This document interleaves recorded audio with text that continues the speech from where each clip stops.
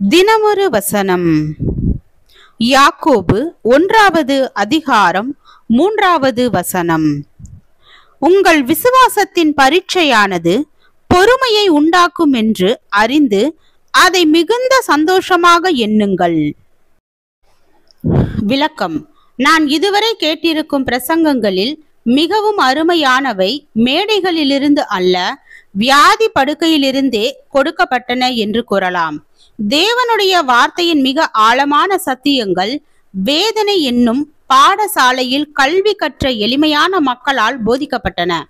நான் சந்தித்த மகிழ்ச்சியான மக்களில் ஒரு சிலரை தவிர பெரும்பாலானோர் தங்களுடைய வாழ்க்கையில் மிகுதியான வேதனையையும் பாடுகளையும் அனுபவித்திருக்கிறார்கள்.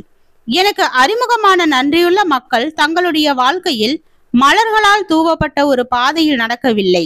ஆனால் அவர்கள் தங்களுடைய வீடுகளில் அடைக்கப்பட்டவர்களாகவும் தங்களுடைய வியாதி படுக்கையில் அவதிப்படுபவர்களாகவும் தேவனை சார்ந்து கொள்வதற்கு கற்றுக்கொண்டார்கள்.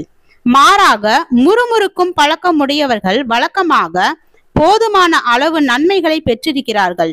சர்வ வல்லமையுள்ள தேவனின் ஆசீர்வாதங்களுக்காக நன்றியையும் மகிழ்ச்சியையும் வெளிப்படுத்துபவர்கள் பெரும்பாலும் கடினமான சோதனைகளை சந்தித்தவர்கள். நாம் வாழ்க்கையின் சோதனைகளை சரியான முறையில் கையாளும் போது பொறுமையையும் தெய்வீக முதிர்ச்சியையும் பெறுகிறோம் என்று வேதாகமம் நமக்கு கூறுகிறது. நம்முடைய தற்போதைய பாடுகள் அதிசீக்கிரத்தில் மறைந்துவிடும் என்றும் தேவன் அவற்றை நம்முடைய நித்திய நன்மைக்காக பயன்படுத்துகிறார் என்றும் நாம் அறிய வேண்டும்.